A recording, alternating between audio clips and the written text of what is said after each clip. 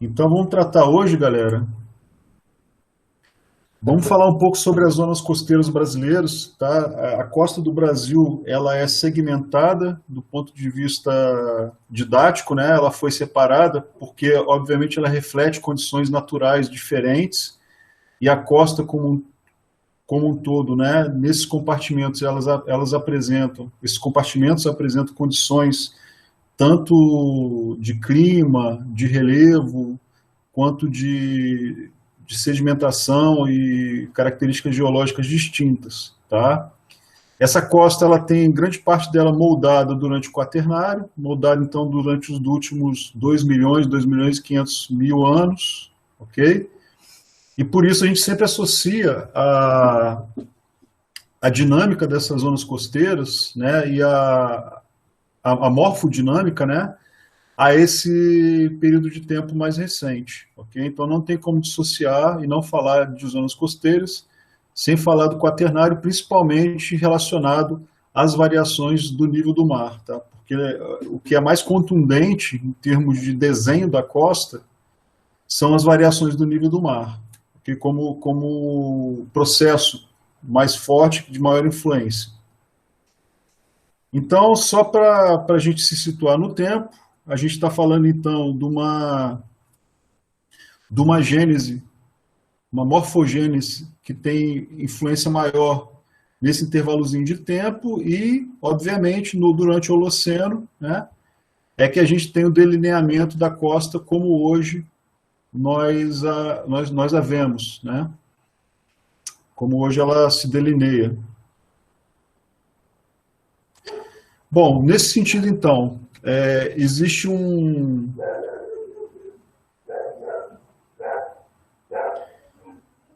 Deixa só a cachorrada parar de latir aqui.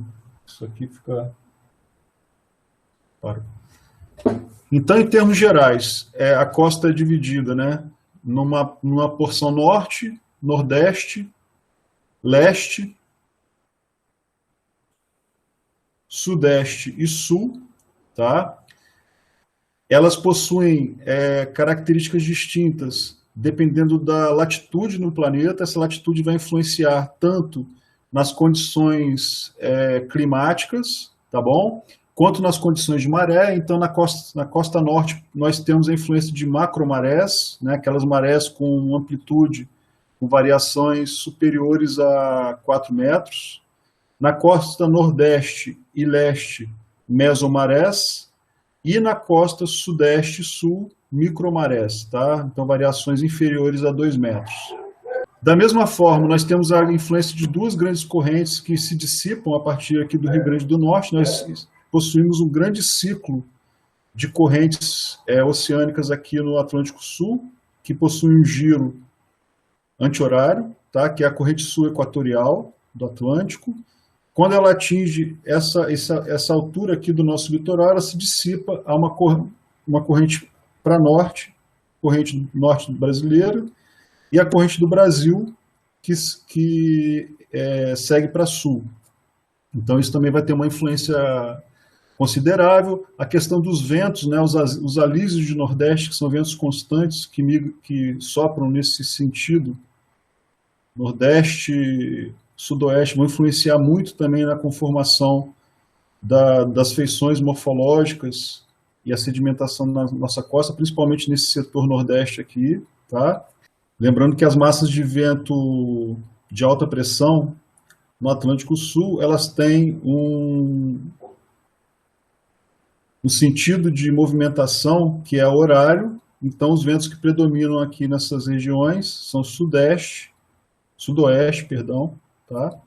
Enquanto que aqui, em tempo bom, toda essa costa, nós temos os alísios de nordeste. Quando vem as frentes frias, as massas de ar polar, elas sempre vão soprar, considerando um sentido horário, né? Vão atingir aqui com direção predominante sul-sudeste, ok? Vamos então entender um pouquinho de cada setor dessa nossa costa, começando pelo setor norte. Então, o setor norte, ele começa lá no Cabo Orange, lá no Amapá, e vai até a Baía de São Marcos, no Maranhão, tá ok? Esse setor é caracterizado por costas muito baixas, então a gente não tem grandes quebras de relevo, grandes acidentes de relevo na costa, tá?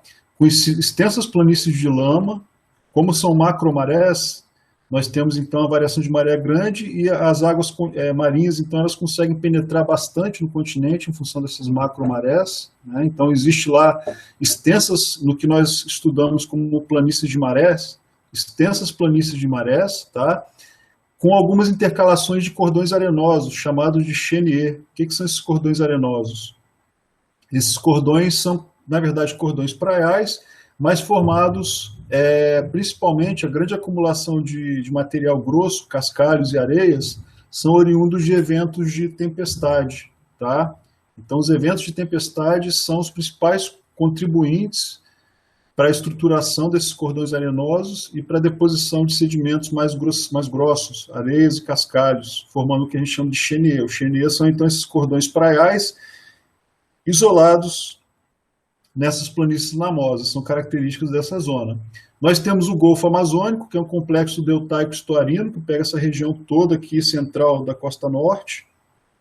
Então a gente estava falando dessa parte mais setentrional, na costa norte, agora o Golfo Amazônico pega essa região aqui central, e temos as reentrâncias maranhenses na parte meridional da costa norte, que são o quê? São estuários, uma série de estuários escavados na formação Barreiras. A formação Barreiras ela tem idade terciária, então ela vai lá do Mioceno até o Plioceno, né, de 12 milhões de anos até, no máximo, 3 milhões de anos, 2 milhões e meio de anos. Tá? E aí, o que acontece nesses estuários? Como existem macromarés, então condiciona vários estuários na saída de rios, e esses rios eles são, então, escavados no substrato da formação Barreiras, tá? Nós temos algumas imagens extraídas do Google Earth sobre dessa região. Então, a parte lá das planícies lamosas, né, com chenier, estão lá ao norte, na região lá do Amapá, ok? Perceba que não existem grandes acidentes de relevo, são amplas planícies, e a zona costeira sob influência de variação de macromarés, então, predominantemente essa zona para além dessa linha de vegetação permanente, né? Essa faixa aqui que dá uma largura de alguns quilômetros, né? Percebo que a maré ela é alta o suficiente para inundar terras numa largura de quilômetros, ok? Quando a gente chega, assim, isso aqui é um bloco de diagrama mostrando como essas planícies se estruturam, né? Então, são planícies de maré tradicionais, nós temos lá uma zona de supramaré e uma zona de intermaré, onde a variação de maré é mais intensa, né? Mais bem sentida. Repare que eu tenho uma crista aqui, ó, praial, predominância de lamas siltosas, tá? Aqui são descritos como lamas siltosas, mas podem ser acumulações de conchas e cascalhos e eventualmente areias mais grossas, ok?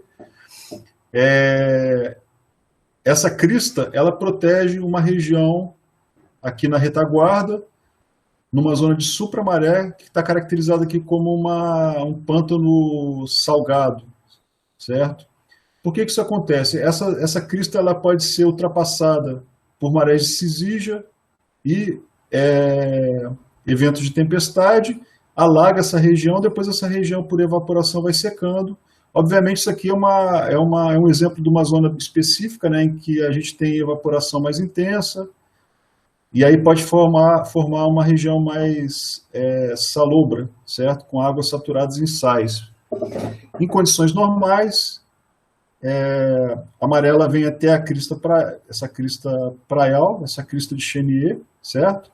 E aqui uma zona de intermaré com silt finos e areias finas, ok? Depositados aqui para além da crista de chenier. Isso aqui é uma foto de uma região com essas características, né? Uma planície baixa, uma zona de macromaré, e aqui uma crista de chenier bem estruturada. Bom, na parte central da costa norte, nós temos então o complexo estuarino do Amazonas. Aqui o limite com aquela costa baixa, de planície de marés com cheniers, tá? Cabo Norte.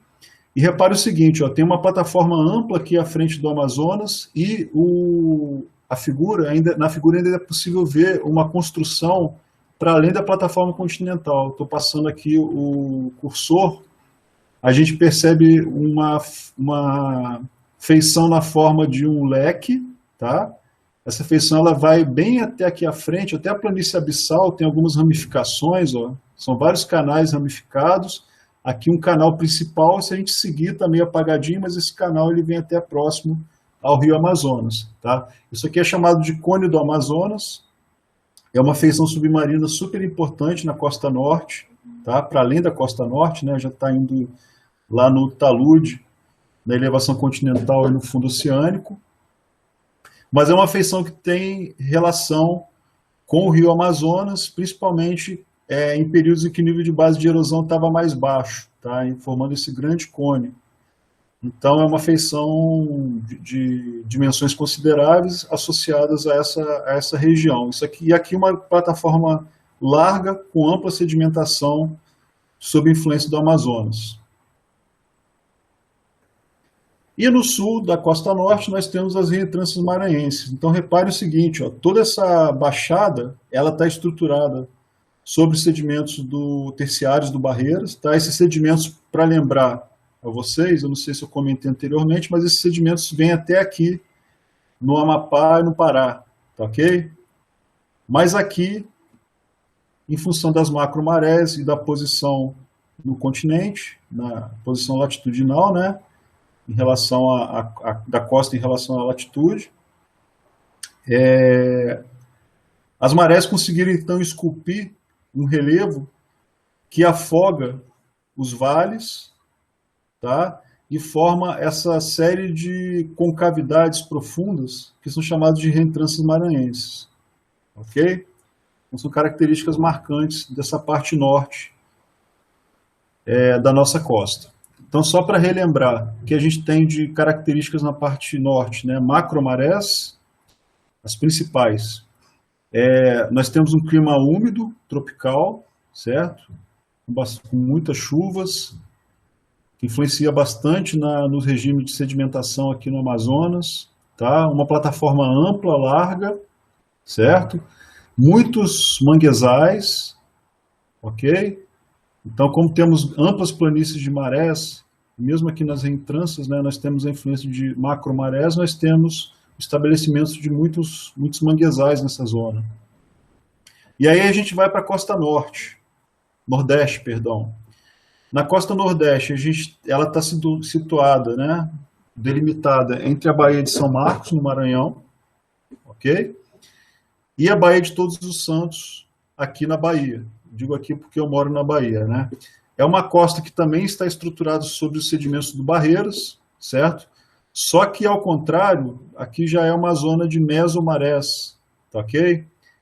Então não formam, por exemplo, reentrâncias como no Maranhão, tá? Ao contrário, nós vamos ter formação de, por exemplo, muitos campos de dunas na parte setentrional da costa nordeste, essa parte toda aqui, ó, Ceará, Rio Grande do Norte, Piauí, parte sul do Maranhão, né? Nós temos aqui os lençóis maranhenses, então vai ter desenvolvimento de amplos campos de dunas. O clima aqui já é um clima mais semiárido, mais seco, comparado ao clima da costa norte, tá ok? Isso vai condicionar uma sedimentação terrígena um pouco mais baixa, então a gente vai ter uma costa com menos rios de grandes dimensões desaguando, né? Então vai ter uma sedimentação terrígena mais discreta, ok?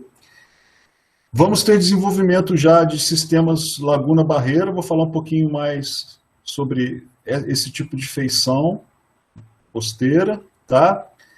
E aí o desenvolvimento também de falésias do Barreiras, né? A gente já não tem macromarés, mas as mesomarés são suficientes para retrabalhar o relevo dos tabuleiros costeiros e formar um conjunto de falésias que se estende nessa costa nordeste toda e chega, inclusive, até a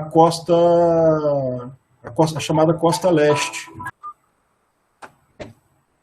Desculpe, gente. Então, nós vamos ter essas falésias construídas no grupo Barreiras, tá? E junto a elas, uma extensa formação de beach rocks. Né? Eu já falei sobre beach rocks. Beach rocks são areias de praia, são cordões praiais que são cimentados por carbonato de cálcio. E esses beach rocks comumente são colonizados por corais, por algas calcárias e briozoários, formando recifes com essas bioconstruções, ok? Vamos falar um pouquinho mais sobre eles também, certo? Então aqui, devido a fatores de concentração de carbonato de cálcio nas águas, né, e a possibilidade de precipitação desse material, a gente tem essa formação desses beach rocks. Concentração de carbonato, alta evaporação, ou seja, toda essa área aqui é propícia à formação deles. Então, na costa nordeste, lá no setor norte dela, né, setentrional, a gente tem esses amplos campos de dunas, ok? Muitos influenciados pelos ventos que eu falei de nordeste, os alísios, então areias que ficaram disponíveis, né, para o retrabalhamento com os ventos. Essas areias ficaram disponíveis por quê? Obviamente pela variação dos níveis do mar, né, uma vez que as areias costeiras são abandonadas pelo mar, né, elas passam a ficar suscetíveis à ação dos ventos. Então, esses amplos campos de dunas são formados com essas variações do nível do mar. Ainda na costa nordeste, mais para o setor central e sul, né, já aparecem, lá também, onde a gente tem as dunas, os campos de dunas já existem tabuleiros costeiros e falésias, só que na parte central e sul, elas são mais visíveis, são mais recorrentes, vamos dizer assim, tá? Então, amplos tabuleiros costeiros com desenvolvimento de falésias, muitas delas ativas ainda. E sistemas laguna-barreira, vou explicar como esses sistemas se formam, mas são corpos d'água, né, aprisionados por cristas litorâneas, cristas praiais litorâneas. Esses corpos, alguns estão totalmente isolados, então já seriam lagoas, né, mas muitos possuem ainda ligação com o oceano, né, então são águas semi-restritas com salinidade, com alguma salinidade.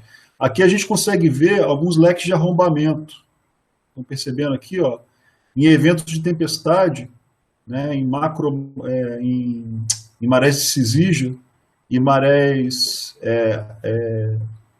anômalas associadas a eventos de tempestades, com ondas de tempestades, essas cristas praiais eventualmente são arrombadas e os sedimentos arenosos são jogados para a retaguarda das cristas praiais. Então formam esses leques, que são leques de arrombamento.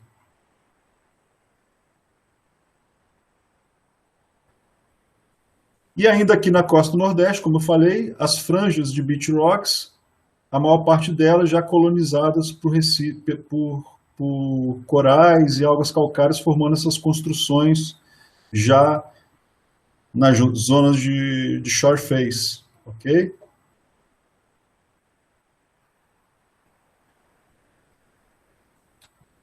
Bom, saindo da costa nordeste, a gente entra na costa leste, que pega então de Salvador, da Baía de Todos os Santos, até Cabo Frio, no Rio de Janeiro.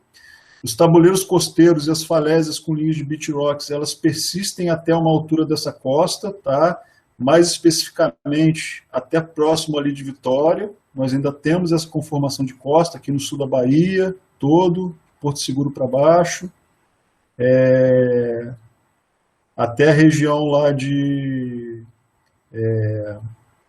São João da Barra, no Espírito Santo, São Mateus, Linhares, tá? Ainda tem essa conformação de costa com tabuleiros costeiros, falésias e linhas de beach rock. Mas aqui já parece uma coisa distinta do resto da costa nordeste e norte, certo? Que são que costões rochosos do embasamento já aparecendo próximos ao litoral e em contato com o oceano, tá? Então a gente já tem a partir de Vitória um embasamento rochoso formando costões rochosos. E em alguns pontos dessa costa leste, costas também baixas, com planícies costeiras extensas, mas sempre na desembocadura de grandes rios. Nós temos que lembrar que aqui nessa costa leste e no início da costa nordeste, né, nós temos os grandes rios do Brasil desaguando. Então aqui, ó, na costa leste aqui superior, nós temos o Jequitinhonha, depois vai descendo Mucuri, Rio Doce, Rio Itapemirim, Rio Paraíba do Sul, todos os grandes rios do Brasil, com exceção do Amazonas, é claro, né? Grandes rios estão presentes aqui nessa costa e formam planícies costeiras extensas na desembocadura deles, ok? Também é outra característica dessa costa. Então aqui na parte extrema norte da costa leste, né, nós ainda temos a ação de tabuleiros costeiros, com presença de falésias. As falésias não estão bem vistas ainda aqui nessa foto, mas aqui dá para ver as linhas de beach rocks, ok? Na região aqui de shore face, de face litorânea, constituindo recifes com bioconstruções, principalmente corais e algas, tá? Algumas lagunas aqui na retaguarda dos cordões arenosos. Isso aqui é a ponta de Corumbau, aqui no sul da Bahia. Lá na parte central da costa leste, né? Percebam aqui as montanhas com rochas cristalinas do embasamento. Aqui a gente está entrando no domínio que a gente chama de província Mantiqueira, tá? É um domínio geológico estrutural que se estende até Santa Catarina. Então, quando chega no domínio da província Mantiqueira, a costa também vai mudando a direção dela, então ela vai se tornando... Vamos olhar o mapa aqui, ó. Aqui a gente está entrando no domínio da província Mantiqueira, então a direção da costa ela vai mudando de quase norte-sul, praticamente, né? Quase norte-sul, para nordeste, sudoeste. A província Mantiqueira ela tem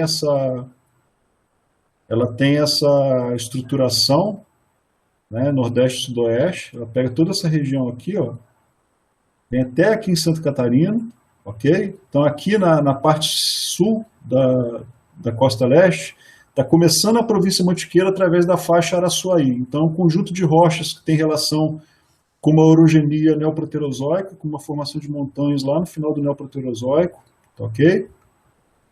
E reparem que aqui, por essa conformação diferente da costa, em termos de direção, né, ela sofre mais a ação das massas de ar polar, certo? Os ventos, os alísios de nordeste, aqui passam a diminuir a influência daqui para baixo, nesse setor, daqui para cima tem maior influência, né?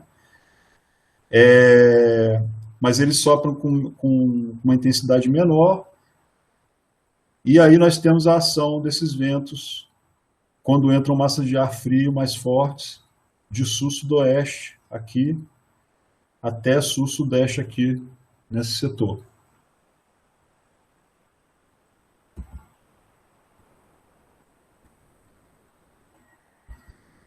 Então, reparem, na região de Vitória e Guarapari, né, nós já temos rochas da província Mantiqueira, da faixa Araçuaí, são gnáisses aluminosos, rochas metasedimentares, ok?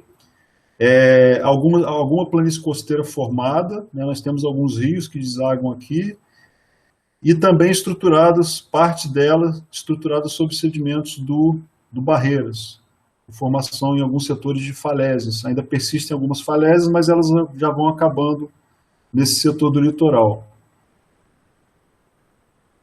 Aqui a desembocadura do Rio Paraíba do Sul, então percebam o que eu falei, né, de planícies costeiras extensas no setor leste da costa, associada à saída desses grandes rios, tá? Tudo isso aqui é uma planície costeira associada ao Paraíba do Sul, quer dizer, aqui, ó, inclusive, né? Não, perdão, eu diria até mais, isso aqui tudo está relacionado à planície costeira do Paraíba do Sul. Ele desaguava em vários pontos diferentes, mas tudo aqui é influência de sedimentação marinha e fluvial associada ao Paraíba do Sul. Aqui hoje é a frente dele ativa, né, onde ele está chegando no mar, mas no passado já houve várias posições diferentes em que o Rio Paraíba trabalhava essa ampla planície. Aqui é a Lagoa Feia, ou Lagoa Salgada, se não me engano, perto de Campos, né? Essa lagoa, ela tem uma característica interessante, que ainda existe formação de estromatólitos. São dos poucos lugares no mundo que a gente tem formação de estromatólito, além da Austrália e de outras poucas regiões, tá? E aqui, a última feição deltaica construída pelo Rio Paraíba do Sul, um delta dominado por ondas, né? Bom, aí chegamos na costa sudeste, vai de Cabo Frio ao Cabo de Santa Marta, em Santa Catarina. Aqui a gente já tem um controle do litoral total pelo embasamento cristalino da província Mantiqueira. Ali na costa leste ele começa aqui abaixo de Guarapari, né? Mas aqui na costa sudeste a gente tem o controle total das feições litorâneas, da linha de costa, da conformação da linha de costa pelo embasamento cristalino, tá? Uma infinidade de costões rochosos, uma costa cheia de costões rochosos, com escarpas estruturais herdadas do rift mesozoico, né? A gente tem que lembrar que a costa brasileira ela começa a ser delineada lá no Cretáceo, quando o Gondwana se rompe, e aí começa a evoluir o Atlântico Sul, ok? E desde então ela vai variando a sua conformação com construção da plataforma continental e da linha de costa a partir da ruptura do Gondwana. Então, o que acontece na região, na costa sudeste? Muitas das ombreiras do rift mesozoico, elas são retrabalhadas pela neotectônica, né? E elas permanecem elevadas, formando a Serra do Mar e condicionando a conformação dessa costa, ok? Então, nós temos aqui uma herança daquelas ombreiras originais do rift lá do Gondwana, que deu origem ao Atlântico Sul, com amplas escarpas de falha, né? Todas essas frentes aqui, ó, que chegam à costa, são, na verdade, escarpas estruturais, são originalmente escarpas de falha que depois são retrabalhadas pelos agentes morfoclimáticos, tá? Algumas reativações cenozoicas nessas escarpas, ok? Existe um amplo rift aqui atrás, ó, que é o rift do Terciário do Brasil, lá no Vale do Paraíba, tá? Também tem relação com essa tectônica mais recente, essa tectônica cenozoica. E aqui, então, um exemplo da costa sudeste, né? As montanhas chegando ao mar e uma planície costeira bem curtinha, bem estreita. Isso aqui é a minha região. Aqui foi onde eu cresci, onde está meu coração, em Angra dos Reis, Rio de Janeiro. Infelizmente não dá mais para morar lá. É uma região que a violência já tomou conta. Aqui é a Ilha Grande e aqui é a região de Paraty. Então reparem que o embasamento cristalino ele chega praticamente no mar, né? E as faixas de praia, de planície costeira, são muito curtinhas. Essa é uma característica marcante nessa região. Essa condição ela se estende, então, até Santa Catarina, tá, ok? Até parte do estado de Santa Catarina. E todas essas rochas começam lá no Espírito Santo, né, toda essa província que a gente chama de Mantiqueira, começa lá com a faixa Araçuaí, e aqui já é a faixa Ribeira até Santa Catarina. Então são rochas de origens diversas, associadas a uma margem continental que foi ativa no Neoproterozoico, que construiu grandes cadeias de montanhas aqui, tá, em toda essa região do Brasil. Na costa sudeste ainda nós temos sistemas laguna-barreira, então isso aqui é só para exemplificar um grande sistema laguna-barreira, tá? Aqui uma barreira arenosa, né? que foi formada a partir de ancoramento de sedimentos numa ilha. Isso aqui é uma ilha chamada Ilha da Marambaia, quem é do Rio conhece, né? Aqui é a Baía de Sepetiba, aqui é a planície de Sepetiba, né? Quem é da rural aí, ó, a Seropédica está aqui para trás, tá ok? Aqui Barra de Guaratiba e outros locais, Itacuruçá, Muriqui tá para cá, Itacuruçá tá aqui, ó. E aqui então é a Baía de Sepetiba. Isso aqui é um sistema barreira laguna. Vou explicar agora um pouquinho disso aí, nós não falamos ainda, né? Então, o que são ilhas barreiras? Ilhas barreiras são corpos arenosos que protegem o litoral, tá? E criam uma condição de restrição nas águas na retaguarda desses corpos arenosos. Tá? Esses corpos arenosos, eles mantêm, eles criam essa condição de restrição, mas existe uma manutenção da circulação das águas por canais ou braços de mar, certo? São chamados de canais de maré, podem estar parcialmente abertos ou totalmente abertos. Quando estão parcialmente abertos, a gente chama de canal de maré, né? Podem ter feições deposicionais tanto relacionadas à maré alta quanto à maré baixa, de vazante e de enchente, né? Reparem que no que a gente chama de cordão arenoso de ilha barreira, que nós temos feições que a gente estudou lá nas praias, né? Então nós temos a praia propriamente dita, a praia ativa na Ilha Barreira, né? Então existe lá um foreshore, um shore face, uma pós-praia, ok? Então existe aqui, por exemplo, o sistema de dunas, que já está fora da ação direta do mar, né? Um backshore. Então tudo que a gente viu de feições litorâneas estão presentes aqui dentro do que a gente chama de ilha barreira, com a ressalva de que essa ilha barreira é um corpo alongado que atrás dela, na retaguarda dela, tem uma condição também de águas semi-fechadas, né, formando lagunas, ok? E depois o continente. Bom, existem vários processos que explicam a formação de ilhas barreiras, tá? Não é um único processo. Então, existem para vários locais no mundo, nós temos, obviamente, processos diferentes agindo para a formação desses corpos arenosos que restringem baías e lagunas, né, na sua retaguarda, ou mesmo lagoas, elas podem estar totalmente fechadas, formando um corpo de água doce, tá? Um primeiro processo é uma acreção vertical, então vai havendo o ancoramento de sedimentos arenosos a partir de uma barra subaquosa, tá? Uma barra arenosa subaquosa, certo? Essa barra ela vai crescendo em tamanho até que o cordão arenoso ele consegue ficar imerso, até a sua imersão, certo? Isso numa condição de nível de mar estável. Então, se o nível do mar está parado, eventualmente desce, né, lentamente, a gente pode ter, então, a imersão dessa barra arenosa constituindo a ilha barreira, tá bom? Uma outra condição, que é a que se aproxima dessa condição da Restinga da Marambaia no Rio, tá?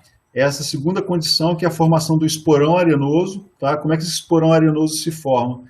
Pela deriva litorânea. A deriva litorânea vai transportando as areias, normalmente existe um ponto de ancoragem para essas areias, que nesse caso aqui era uma ilha, a Ilha da Marambaia, tá, ok?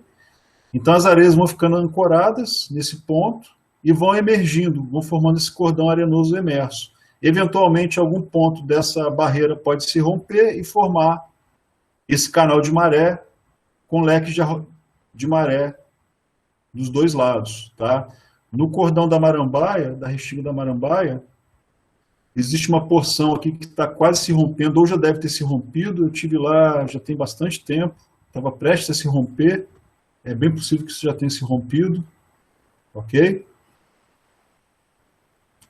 E por fim, uma outra possibilidade de formação de ilha barreira é quando existe uma subida do nível do mar, você já tem um cordão arenoso, litorâneo, estabelecido, né? E com a subida do nível do mar, o mar passa por cima desse cordão, cria a laguna, né?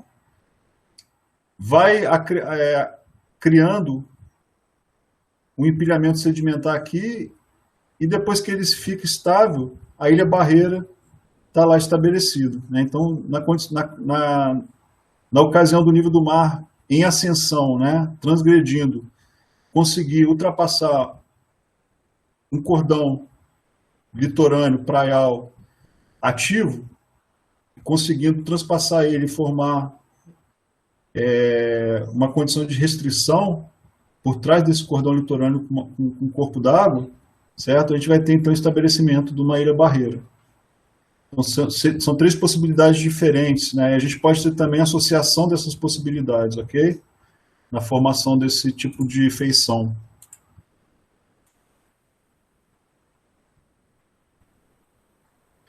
Bom, indo então agora para a costa sul, Cabo de Santa Marta, em Santa Catarina, até o Chuí, o Arroio Chuí, lá no Rio Grande do Sul, a gente tem uma ampla planície costeira que tem 700 quilômetros de comprimento e até 120 quilômetros de largura, formando também um amplo cordão arenoso, uma ampla barreira que restringe, né, um gigantesco sistema lagunar. Então é um big cordão arenoso aqui, que tem na sua retaguarda um grande, perdão, está errado aqui a posição.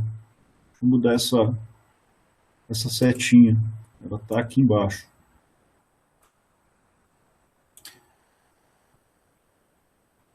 A gente tem, então, um grande cordão arenoso nessa parte sul, tá? Que restringe um grande sistema lagunar na sua retaguarda, ok? Na verdade, essa conformação ela vem até aqui o sul de Santa Catarina. Começa aqui e vem até aqui a parte meridional do Brasil. Então, aqui uma visão dessa estruturação, né? Esse grande cordão arenoso, começa lá em Santa Catarina, e restringe esses grandes corpos d'água aqui, Lagoa dos Patos. Eu não lembro o nome dessas lagoas todas, eu lembro só da Lagoa dos Patos. Quem lembrar aí me ajuda. Não sei se é uma única lagoa, né? Mas lá em Porto Alegre tem outros, né? Lagoas. Então são essas condições que tem na costa sul, né? A plataforma aqui é bem ampla também, ampla sedimentação nessa plataforma.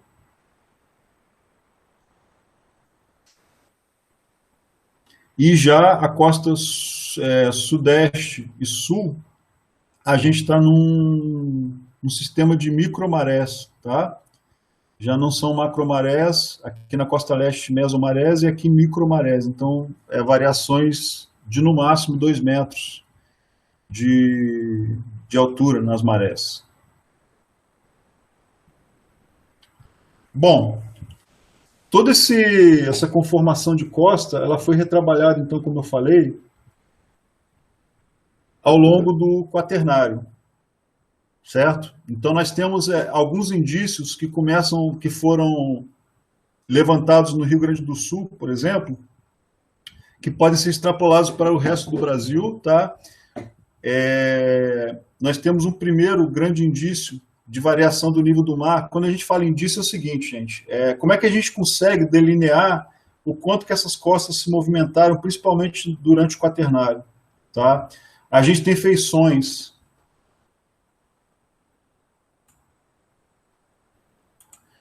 Nós temos feições geológicas que indicam essas movimentações da costa. Então, nós temos terraços marinhos que são abandonados.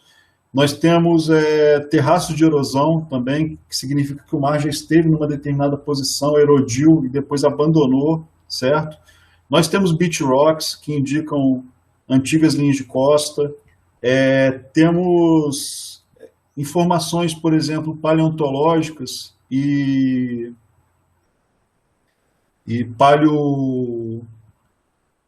paleoambientais, como restos de vermitídeos, de ostras presas em rocha, buracos de ouriço, tá, em regiões que hoje já não estão na intermaré, ou que não estão na face litorânea, que foram abandonadas. Nós temos vestígios arqueológicos, certo? Por exemplo, sambaquis longe da costa atual, que indica, porque sambaquis, para quem não sabe, são sítios arqueológicos, tá?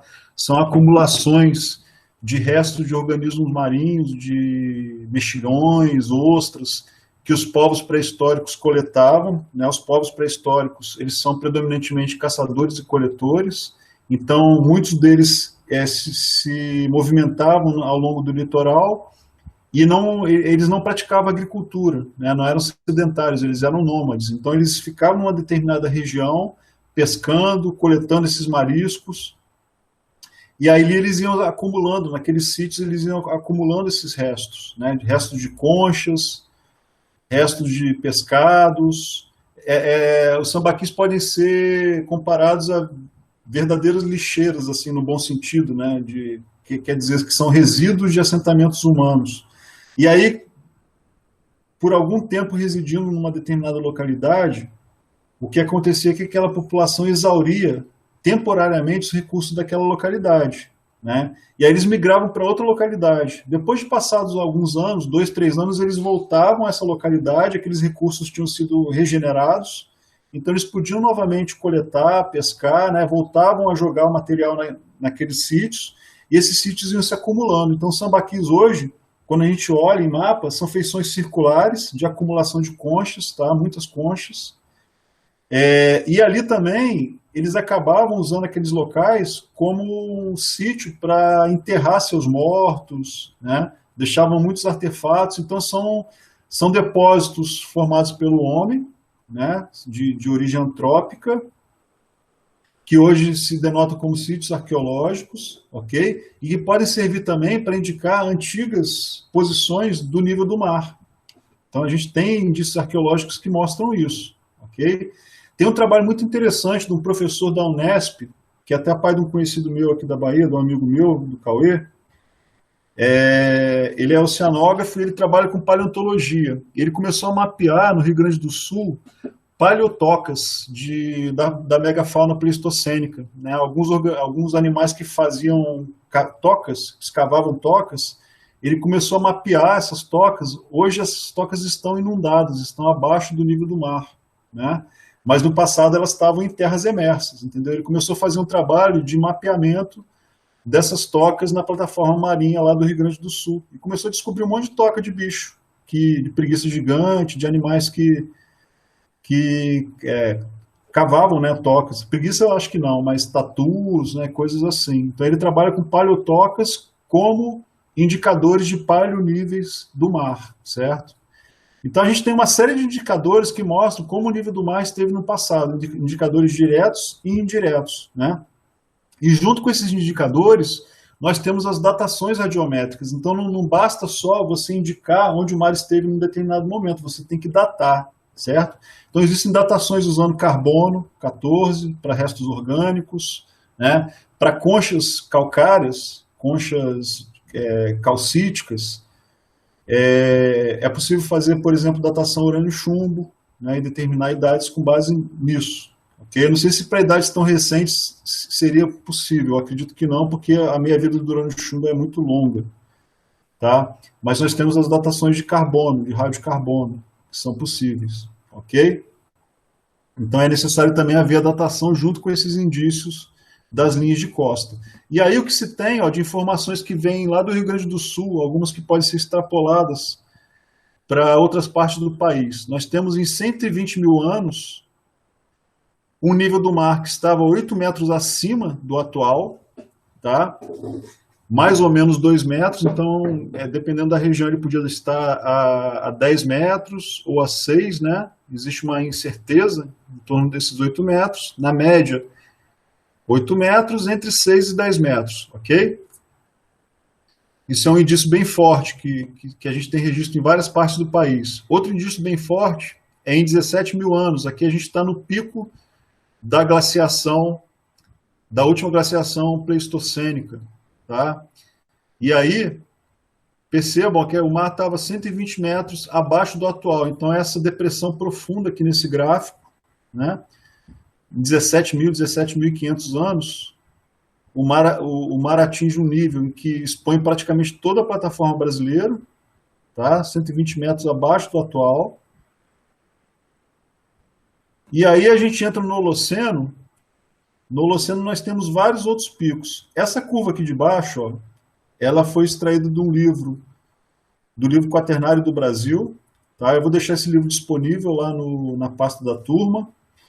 Essa aqui é a tendência geral para o Brasil, né? Então nós temos lá em torno de 6.800, 6.500 anos, uma subida do nível do mar, ok? Ultrapassando o nível atual, o nível atual está aqui no zero, ó, tá? Chegando a 4 metros, praticamente, em torno lá de 5.200 anos, e depois uma tendência aí descendo até atingir o nível atual, ok? Isso aqui é uma tendência geral para o Brasil, uma curva média aproximada. E existe essa curva aqui, que está variando bastante, eu vou colocar aqui, ó. Essa curva ela foi feita pelo Domingues, que é um professor aqui da Bahia, da Universidade Federal da Bahia, tá? Mas que pode ser extrapolada para uma grande parte do litoral brasileiro. Pode ir de Macaé até Recife com uma certa segurança, isso para o Holoceno. Tá? Então perceba o seguinte, ó. Opa, perdão. Nós temos algumas feições importantes nessas curvas. Então repare que aqui eu estou correlacionando, né? Só para não esquecer, ó, o tempo em anos antes do presente, tá? Então, 1 vezes 1.000, ou seja, isso aqui seria 2.000 anos, 3.000 anos, 4.000 anos, 5.000, 6.000, 7.000, 8.000 anos. E aqui metros acima do nível atual. O nível atual é zero. Então, repare o seguinte, vamos analisar essa curva. Eu tenho aqui entre 7.500 e 5.500, tá? Uma variação que chega a um máximo de 5 metros acima do nível atual. Então, até 5.500 anos atrás, eu atingi um máximo de 5 metros acima do nível atual, no nível do mar. Essa aqui é chamada de transgressão flandriana, tá? Uma grande transgressão também registrada fora do Brasil. Recebe esse nome flandriano, é o nome mais antigo, né?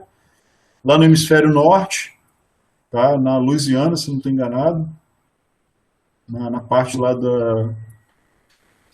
do litoral leste dos Estados Unidos, sudeste dos Estados Unidos, perdão. Então a gente tem esse máximo aí, 5 metros acima do atual em 5.500 anos, tá?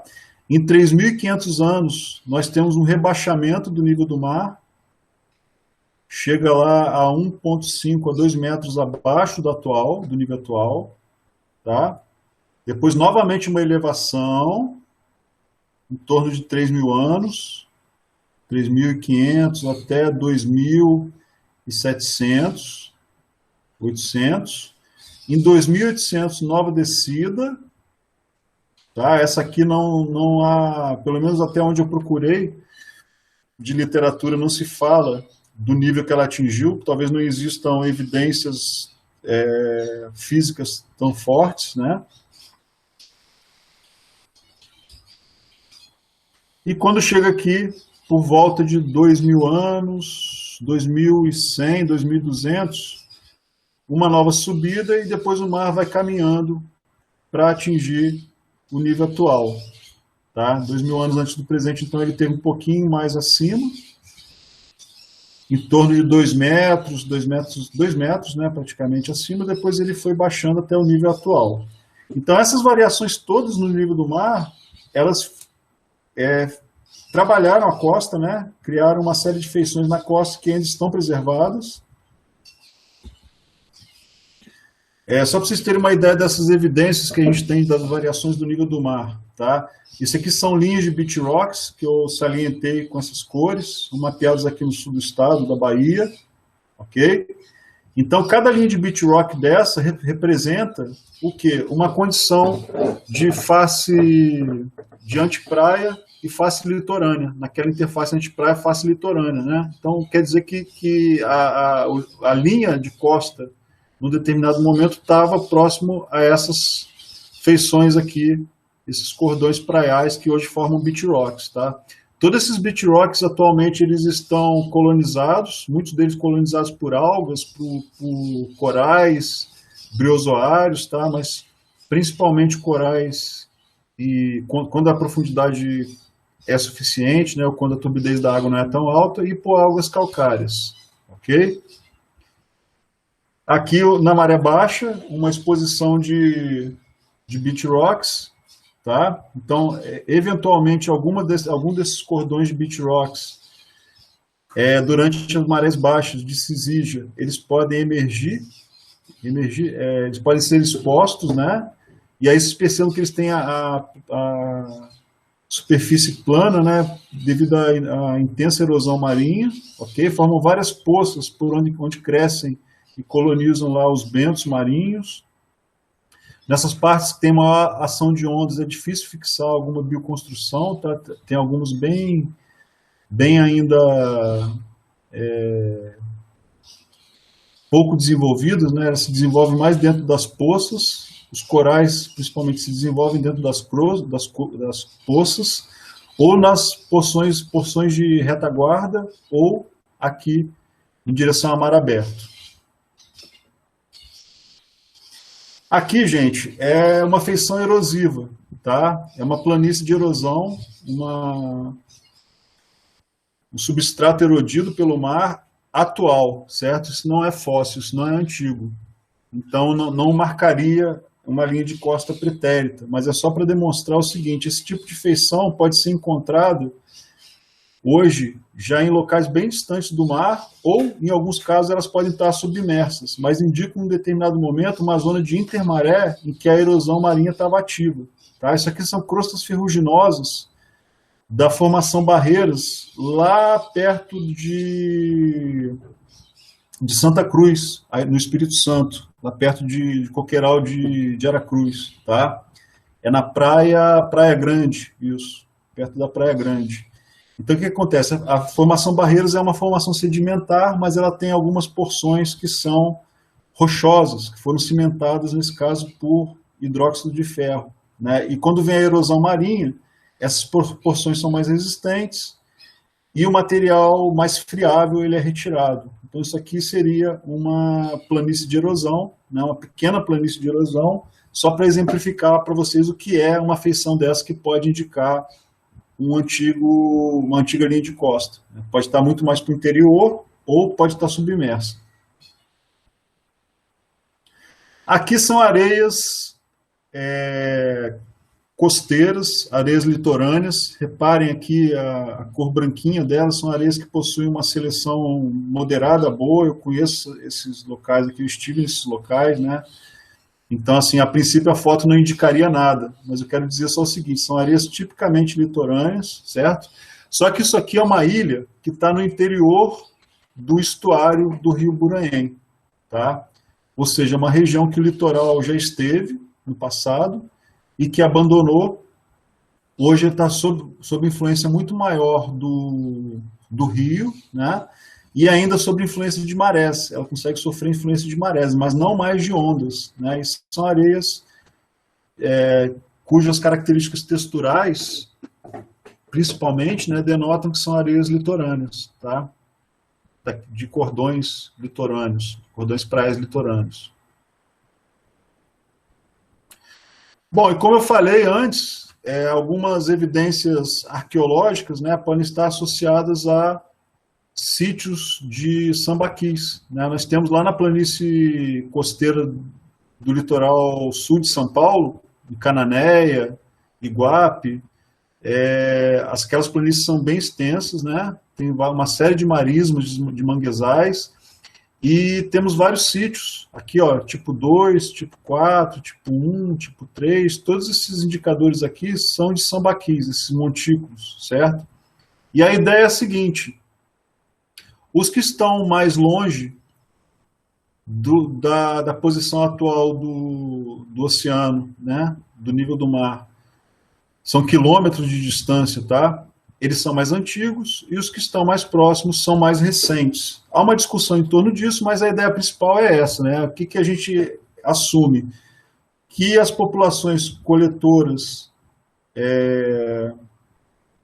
caçadores e coletoras nômades, elas não iam coletar um material próximo ao mar e andar quilômetros para fazer um sítio desse, né? Então quer dizer que o mar ele esteve muito mais próximo a esse sítio no passado e hoje ele está nessa posição, né? Então uma ideia boa, por exemplo, para datar esses sítios e saber em que período o mar estava aqui, é datando as conchas que estão presentes, as conchas e restos orgânicos, né, que estão presentes nesses sítios aqui, tá bom? E aqui, gente, é uma figura do livro do Domingues, quer dizer, do livro do Domingues não, de um livro que o Domingues tem um capítulo, Domingues e colaboradores. Domingues é um pesquisador aqui, já falei, né, da Federal da Bahia. Eles têm um capítulo, esse livro fala só sobre as barreiras, as ilhas barreiras e cordões praiais litorâneos do Brasil. Tá? Então, o Domingues ele escreveu um capítulo sobre a Bahia, sobre o litoral da Bahia. E aqui a gente consegue ter uma ideia de como essas feições litorâneas elas se sucedem no tempo, né, e como a costa vai sendo estruturada. Então, repare o seguinte, ó, a gente tem aqui a formação Barreiras, na parte mais interiorana, tá? Tá aqui representada por essas bolinhas, certo? Certamente no passado o mar atingiu posições que erodiu e criou falésias ativas nessa formação Barreiras. A gente tem algumas porções aqui do nosso litoral sul baiano que mostram falésias antigas, chegando aqui hoje nos que são chamados tabuleiros costeiros, né? E aí reparem que tem uma série de cordões praiais mais antigos que o atual. A gente tem as linhas atuais aqui, ó, Holocene Beach Deposits, estão em cinza, mais claro, né? Tem as linhas de praia aqui atuais, branquinhas, ok? Então tem as holocênicas mais antigas e tem as pleistocênicas lá para o interior, que já foram retrabalhadas, ó, pelos rios, né? Tem aqui o Rio Prado, o Rio Jequitinhonha. Então todo o sedimento que foi oriundo da erosão do Barreiras ou dessas antigas linhas de praia aqui foram retrabalhados por esses rios, formando essa ampla planície costeira ativa ainda hoje, que o rio ainda retrabalha em cheias, né, deposita muita lama, tá? Essa região toda é uma região cheia de lama, cheia de manguezais aqui em Canavieiras, toda essa região, e ainda tem remanescentes dessas linhas de praia mais antigas, né? E aqui, ó, um delta ainda preservado, né, um delta dominado por ondas, ainda preservado do Jequitinhonha, certo? E hoje o Jequitinhonha está com esse canal ativo aqui numa condição muito mais estuarina do que deltaica. Daí a gente chamar isso aqui de uma planície, de um complexo flúvio estuarino deltaico, ok? E não deltaico puramente. Ele foi deltaico no passado e hoje está funcionando muito mais como um estuário. Mas perceba então a complexidade e como a costa ela evolui ao longo do tempo, né? Essas idades certamente são balizadas por datações radiométricas de carbono, possivelmente, né? Eu não li ainda trabalhos que falam especificamente sobre essa região, sobre essas datações, e as linhas de praia, as feições definidas a partir das características faciológicas dos sedimentos que são encontrados. Então percebam, gente, que existe um potencial muito legal que a gente pode utilizar para estudar essas planícies usando, como eu falei lá no início do curso, imagens de satélite, né? Antes mesmo de ir para o campo, a gente tendo conhecimento mínimo a partir da literatura da história evolutiva da nossa região, a gente pode obter uma série de dados. E se vocês... Eu vou colocar esse livro também colocar na pastinha nossa lá, tá? Mas se vocês tiverem o mínimo de conhecimento da história e tiverem acesso a imagens de satélite, ou mesmo usar imagens do Google Earth, a gente consegue ver uma série de feições, explorar uma série de feições mais antigas, litorâneas, associadas a um setor do litoral que a gente está com interesse, certo? É possível a gente fazer uma série de especulações e depois ir a campo para, de forma pontual, né, não varrendo toda essa região, mas de forma pontual, tirar as dúvidas e determinar um modelo evolutivo. Tá? Vocês vão ver que esse trabalho do Domingues, por exemplo, é muito legal porque ele usa várias ferramentas, né, mas ele usa bastante imagens de satélite. E ele vai traçando o modelo da costa, de evolução da costa ao longo do tempo, com várias figuras, né, mostrando até os dias atuais como a costa evoluiu, ok?